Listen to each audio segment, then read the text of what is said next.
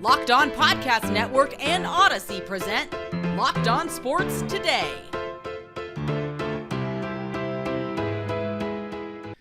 It was the Chiefs' defense that won the day over Justin Herbert and the Chargers. Who has the most to gain this week in the NFL? Regardless, there is plenty of overall drama on tap in this week's slate of NFL games. I'm Peter Bukowski, starting your day with the can't-miss stories and biggest debates in sports. You're Locked On Sports Today. Searching all major sports. Found. Let's start with the biggest story. It was already the game of the week coming in, and judging by the week 2 slate, will probably be the game of the week. The rest of the weekend, the Kansas City Chiefs take down the LA Chargers 27-24 in a come-from-behind effort at Arrowhead Stadium. Joining me now, Ryan Tracy from Locked On Chiefs. And Ryan, this was a game in which the Chargers got out to an impressive start. The Chiefs looked a little disjointed, and then they were able to fight and scratch and claw their way back. How are they able to do it? You know, they've been here before. It looked like it was a repeat again. Mike Williams, the ghost of, and everybody else that comes with him, was certainly haunting them early. It was a little slow to come around to some changes that they needed to make on defense, but they gutted through on offense. And despite having what I think is a really tenacious and underrated secondary in Los Angeles, the Chiefs had to keep pushing through. They got some good run as well. They dealt with Bosa and Mack enough to make sure that Patrick wasn't on his back. He did have a couple of throws that they'd like to have back. We have to admit that. Big stink with PFF this week about just how many of those go into a grade. This will certainly be another blow up, but in the end, it's about perseverance. And when you're with a divisional rival like that, in a division that's been gunning for you all offseason, I think they're just happy to get out with a win. And it was Jalen Watson who had the pick six, the 99-yard pick six. And these are plays that you can't count on necessarily. But when you have a quarterback who is making approximately $1 trillion, and the numbers year to year, of course, you know, Chiefs fans are going to get mad at me. They're actually not that high. And for most of the contract, he's going to be pretty reasonably paid.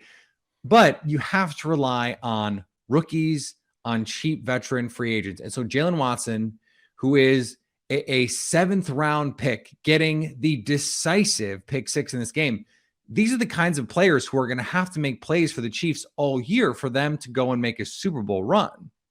Very much so. In fact, I think we were in the yawn stage of our draft coverage together when Jalen was selected, but I was pretty happy about it. Rob Rang and I were pretty much the only two analysts in the country that had him as a draftable grade, and he's even outperforming what I expected for him. They have to have that. They have to have it from George Karlaftis, who I think showed what he's capable of. He still has upside and ceiling here.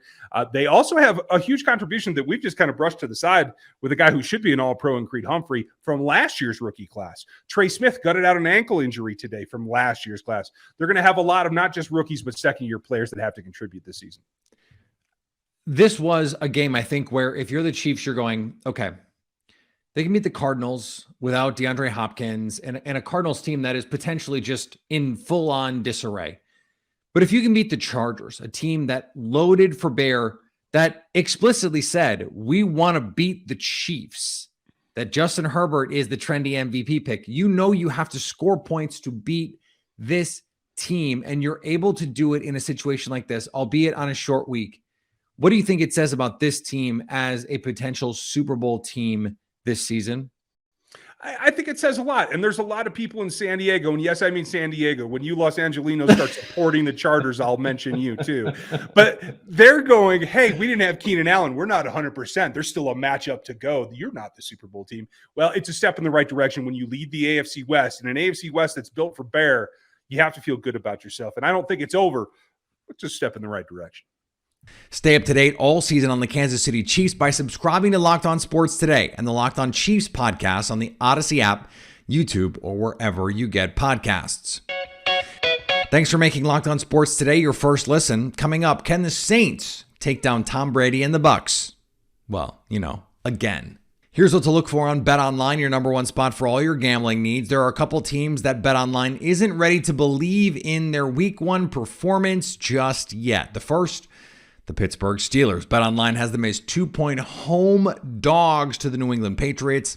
The Seattle Seahawks are also getting zero respect on the road. The Rodney Dangerfield team, maybe. BetOnline has the San Francisco 49ers as 8.5-point favorites over the Seahawks. And the Chicago Bears are massive dogs on the road against the Green Bay Packers. BetOnline likes the Pack by 10. I like them by more. BetOnline, where the game starts.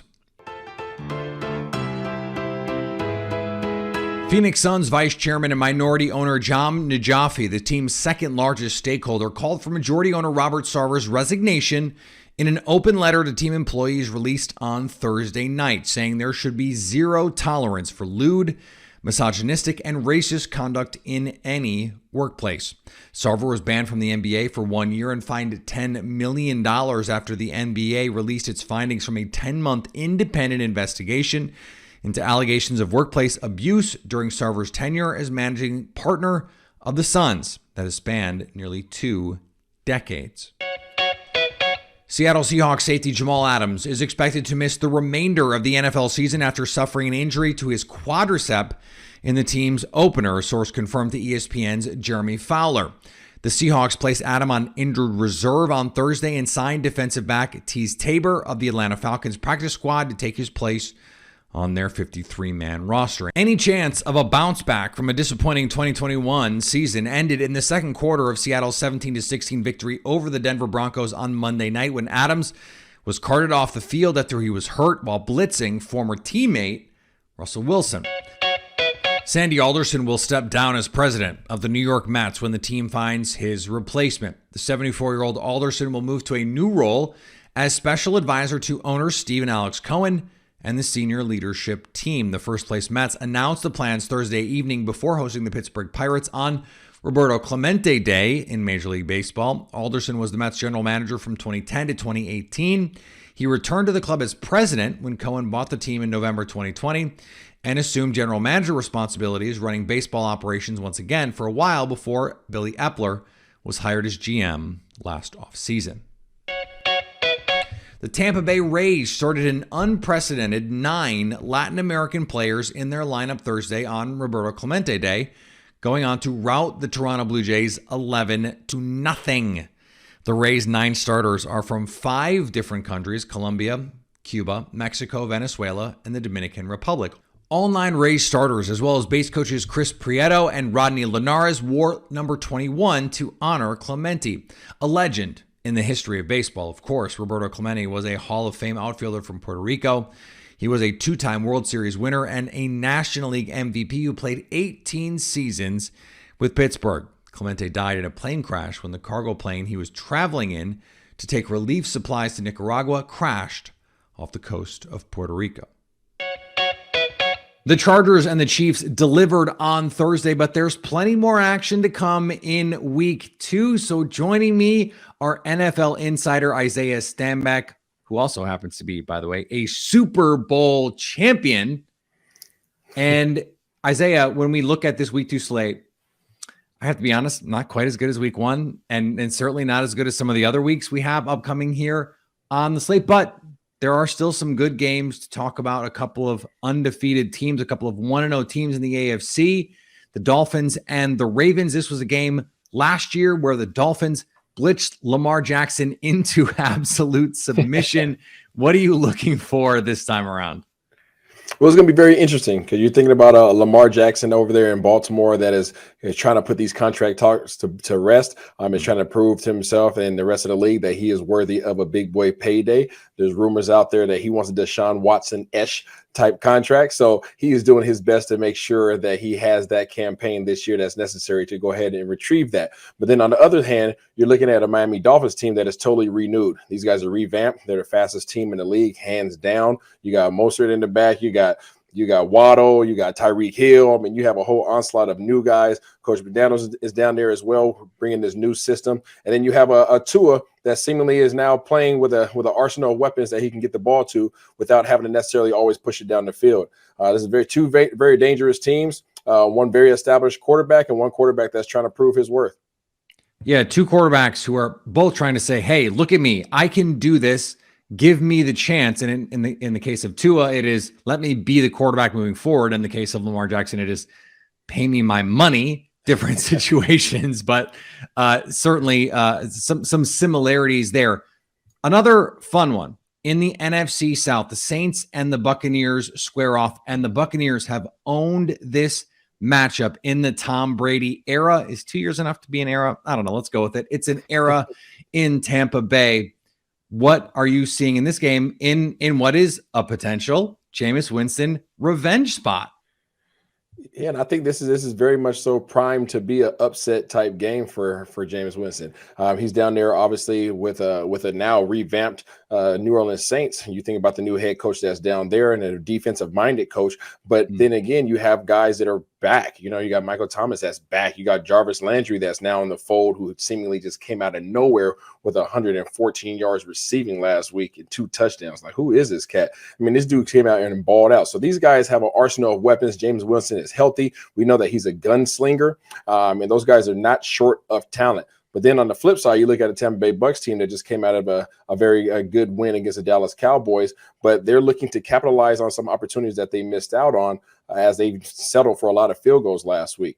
They're going to be without Godwin. He seemingly had tweaked his hamstring, so that's one less guy that they had last week. But Leonard Fournette did a great job last week as well with the run game. So Tom Brady, veteran, versus Jameis Winston with a loaded arsenal of weapons should be interesting. And then on Monday night, we get the Monday night double dip. We have two teams trying to say, hey, we're here too. You need to reckon with us in the NFC, the Minnesota Vikings and the Philadelphia Eagles, each teams with some quarterback questions about how far their guys can take them. What are you looking for in this one? In a battle of two teams who are trying to push their way into the conference contender category.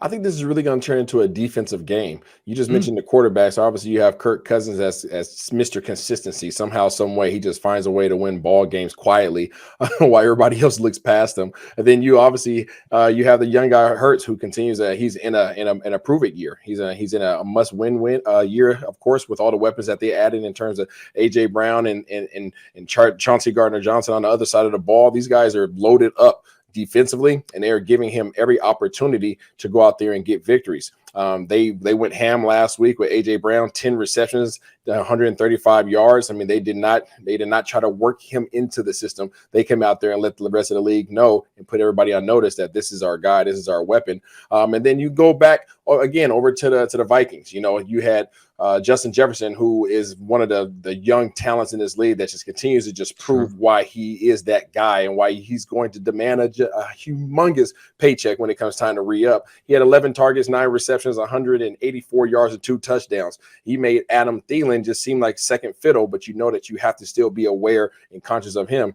Oh, and by the way, they have another guy in the backfield named Dalvin Cook, who just happened to have 20 carries and 90 yards. So these guys know what they're doing. They're consistent. The guys that are in place, making plays for them, have been in this system. They know each other. And it's just going to come down to which defense doesn't allow these guys, it doesn't allow each other to really establish a ground game, and who's going to make the first mistake.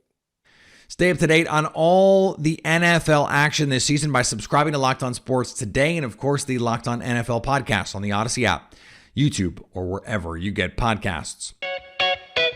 Coming up, there are a few more games to keep your eye on for week 2 of the NFL season. Now on to Sleeper. Sleeper's the fastest growing fantasy platform today. They announced 22 new features in the app that I already use to play fantasy football, and you probably already use to play fantasy football. And if you don't already use it, why do you not? It is so intuitive. It's so fun. Plus, now they have things like their over-unders game integrated into fantasy.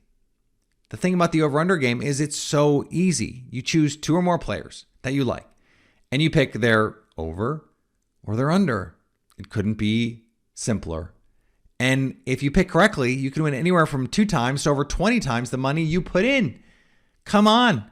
It is that easy. You're not going to get that kind of payout anywhere else. Plus, the built-in group chat function lets you Let your friends know about how your picks are doing, especially if they're good.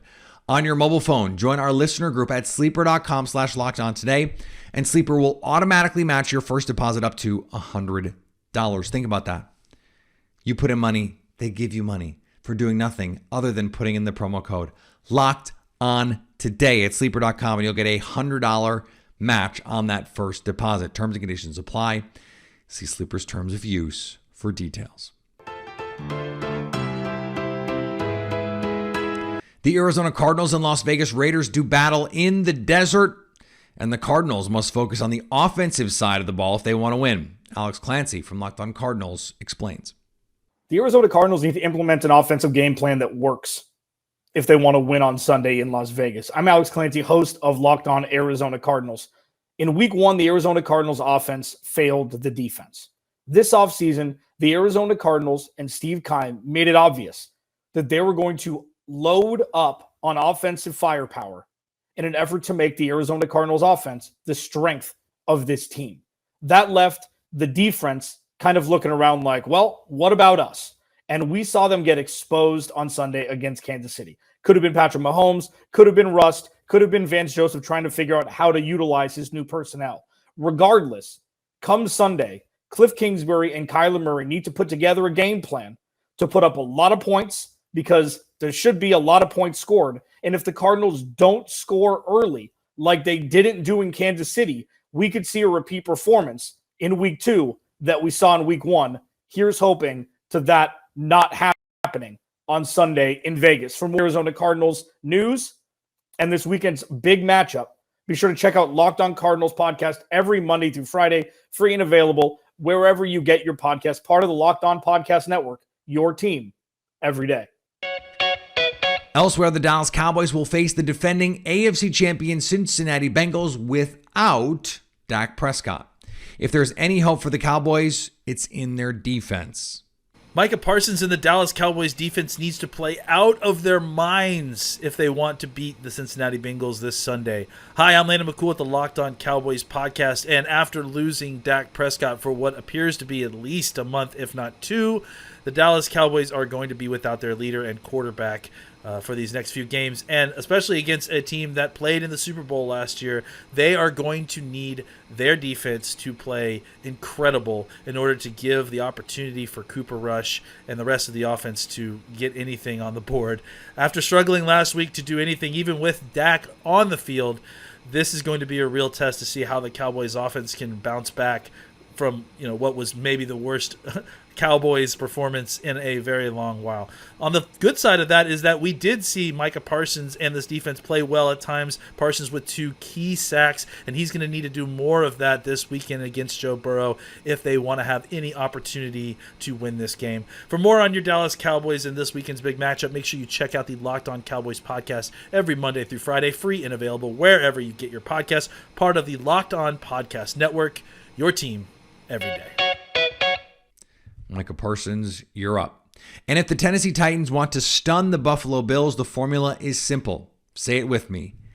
Derrick Henry.